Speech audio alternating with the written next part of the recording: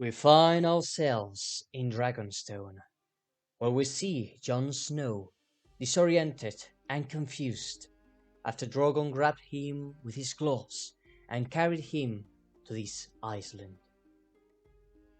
The place the Targaryen dynasty called home, and from where Aegon's conquest began on the back of his massive dragon, Balerion.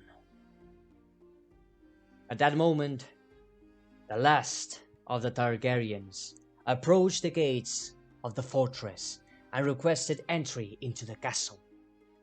The guards, seeing Drogon flying over the island and recognizing Jon Snow, thought he was attempting to take control of the castle. Terrified by the dragon and unwilling to be reduced to ashes, they opened the gates without hesitation. At that moment, the commander of the guard descended from the battlements to speak with Jon. After a confusing conversation, Jon explained what had happened with Drogon, but the commander did not believe a single word from the Targaryen. Additionally, let's remember that Jon had been sent to the war by order of the king after Daenerys Targaryen's assassination. Because of this, the commander ordered his men to arrest the deserter immediately, also accusing him of attempting to conquer Dragonstone with a dragon. But as soon as the guards grabbed Jon, Drogon descended and landed before them. Seeing their possible fate, the guards released Jon without saying a word. The commander of the guard then asked Jon to tell the dragon to leave. But in the blink of an eye, Drogon attacked the commander, tearing him in half and leaving his lifeless body before his men. The guards immediately knelt before Jon Snow and begged for mercy. Jon slowly approached the enraged dragon, and just as he was about to touch him with his hand, Drogon spread his wings and ascended once more, soaring over the castle. The guards then escorted Jon inside the castle, showing him to his quarters. Soon after, the governor of the castle appeared, an old man who ruled the fortress in the name of House Velaryon and its lord, Monterys Velaryon, who resided in Driftmark as the Lord of the Tides. The old man asked Jon why he had come to Dragonstone and what his goal was. Jon was completely honest, and the old man believed him, telling him that if the dragon had brought him to Dragonstone, it was because he recognized that the blood of the dragon ran through his veins. He also told Jon that as the last Targaryen, the dragon saw him as his last possible bond. Jon then asked if he could stay in Dragonstone for a few days to learn more about his true bloodline and dynasty. The old man agreed and led him to a great library, where most of the books and scrolls spoke of Targaryen history, their events, and their most important figures, as well as the bond between dragons and their riders. After several days, Jon had read numerous books, and his conversations with the old man increasingly drew him toward his Targaryen heritage. The old man began calling Jon Aegon, to teach him that this was his true name, and that he should not be ashamed of it. In fact, he told Jon that the crown of the Six Kingdoms rightfully belonged to him.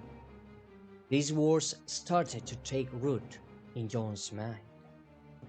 The Targaryens are born to rule, conquer, and tame dragons. Those were the words the old man repeated to Jon over and over.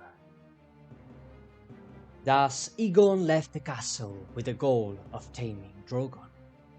Having learned several words in Valyrian, he began calling for the dragon. Drogon answered the call, and Aegon repeated the word Dohaeras again and again as he slowly approached. Finally, Aegon was able to touch the dragon. The great dragon then lay down, as if inviting Aegon to mount him. The last Targaryen climbed it onto the back of one of the last dragons. Then Aegon spoke the word Soves, and in that instant, Drogon took flight. Rider and dragon soared over the skies of Dragonstone for an hour before Drogon descended and left Aegon back at the fortress. Then Aegon went to speak with the old man, thanking him for his help and advice, explaining that he had succeeded in taming the dragon. At that moment, the old man knelt before him, declaring that the fortress was his by right. Dragonstone should be ruled by a true Targaryen. This time, Jon accepted the name of Aegon and requested that he be called that from now on. He also began to consider the idea of ruling Westeros, as it was his birthright as the last Targaryen. Thus, he also accepted the governance of Dragonstone and sent a raven to his cousin, Brandon Stark, informing him that he was in Dragonstone, that he had tamed Drogon, and that the fortress now rightfully belonged to him. Aegon then walked to the castle's throne and sat upon it, showing that a new path had opened before him, one he had once rejected, but had now finally embraced. Now we return to King's Landing, where the raven sent by Aegon Targaryen arrives. The first to read the message is Tyrion Lannister, the Hand of the King, who is stunned by the news. The last time a Targaryen took Dragonstone, thousands of lives were lost, and the realm was plunged into war. But Tyrion knew Jon and considered him a friend, a man of honor and good heart. This reassured him somewhat, and he informed the king.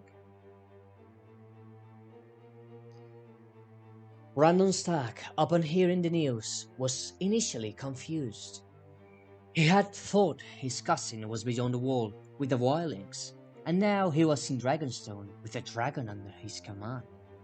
He reasoned that it would be best to keep his cousin alive with the crown, so he sent a raven to Monterys Velaryon, instructing him to travel to Dragonstone to speak with Jon and uncover the truth. Tyrion volunteered to meet with Jon, as they shared a strong friendship. The king agreed, and instead of sending a raven, he sent Tyrion Lannister to Driftmark to meet with the Lord of House Velaryon so they could sail together to Dragonstone and prevent any potential threat or new war. Meanwhile, Edmure Tully had gathered his levies to deal with the Dothraki threat. His army marched towards Lord Harroway's town to join the Knights of the Vale, whom Jon Royce had assembled. With these two forces combined, the Dothraki had no chance of victory, especially since Khal Ragga was unaware that the king had prepared an army to annihilate them for their crimes against the realm. House Tully's army consisted of infantry and archers, while the Arryns had gathered an entire cavalry force. Once both armies united at Lord Harroway's town, they would march to Harrenhal to crush the barbarians who had pillaged and butchered the kingdom's people without mercy. Now we turn to the north, to Winterfell, where Sansa Stark, Queen in the North, after much contemplation about the future of her kingdom, concluded that she needed a husband to secure an heir, and thus ensure House Stark's lasting legacy. She had promised her father at the crypts that their dynasty would never fall, and that the North would remain independent for eternity. With this in mind, the Queen in the North began selecting a suitable candidate for marriage. She sought someone malleable, honest, and kind-hearted, someone who would accept the loss of his surname. After hours of deliberation, Lady Stark decided that Darren Hornwood, Lord of Hornwood, was the ideal suitor. A loyal vassal of House Stark, and a member of a brother house. He was also a skilled warrior and an honest man, the very qualities the Queen sought. She summoned Lord Hornwood to Winterfell immediately. It took a day for Lord Hornwood to appear before the Queen. Upon arriving, he knelt before her and asked the reason for his summon. Lady Stark proposed the marriage and explained that her sole intention was to have an heir who would rule once her reign ended. She assured him that he need not to worry about losing his surname or distinction of his house because their firstborn would carry the Stark name, but the second child would bear the Hornwood name and inherit his lands. Faced with this proposition, Darren Hornwood had no choice but to accept, as opportunities to marry a queen were rare, and such a union would bring great prestige to his house. After all, he would become the consort king of the North. With everything settled, a date was set for the ceremony, which would take place in a week's time. Just then, a raven arrived from Greywater Watch with a message from Howland Reed, who had been tasked with observing House Tully and Malister's movements. He reported strange activity, as if they were preparing for battle or war. This put Sansa on alert, and suspecting the Crown was planning an attack on the north, she ordered her troops to be sent to Moat Cailin to reinforce the kingdom's entrance. Finally, another raven arrived, this time from the west. The message was written by Arya Stark, who had left Westeros, sailing west in search of new lands.